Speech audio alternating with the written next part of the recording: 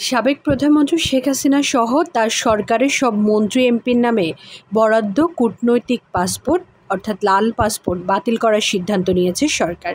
ইতিমধ্যে এই বিষয়ে প্রয়োজনীয় পদক্ষেপ নেওয়ার প্রক্রিয়া শুরু হয়ে গেছে বলে জানিয়েছে স্বরাষ্ট্র মন্ত্রণালয়। মন্ত্রণালয়ের নিরাপত্তা সেবা বিভাগের সিনিয়র সচিব মোহাম্মদ মশিউর রহমান গণমাধ্যমকে বলেন, আমরা ইতিমধ্যে অভিবাসন ও পাসপোর্ট অধিদপ্তরকে এ বিষয়ে নির্দেশনা দিয়েছি। ডিআইপি ইতিমধ্যে প্রক্রিয়াটি শুরু করেছে এবং আশা করছি শীঘ্রই আদেশ জারি করা হবে।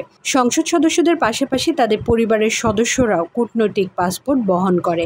এমপিদের পরিবারের সদস্যদের পাসপোর্ট বাতিলের বিষয়ে সিনিয়র সচিব বলেন, যেহেতু আমরা প্রাথমিক পাসপোর্টধারীর কূটনৈতিক পাসপোর্ট বাতিল করছি, স্বয়ংক্রিয়ভাবে তাদের পরিবারের সদস্যদের পাসপোর্টও বাতিল হয়ে যাবে। তিনি আরও বলেন, যদি কেউ নতুন পাসপোর্ট নিতে চান তাহলে তাকে অবশ্যই প্রথমে কূটনৈতিক বা লাল পাসপোর্টটি জমা দিতে হবে এবং তারপর আইন অনুযায়ী একটি সাধারণ পাসপোর্ট ইস্যু করা হবে।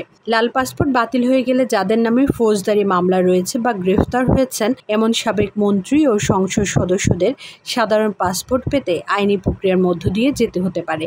সেক্ষেত্রে আদালতের আদেশ পাওয়ার পরই তারা সাধারণ পাসপোর্টের জন্য আবেদন করতে পারবেন।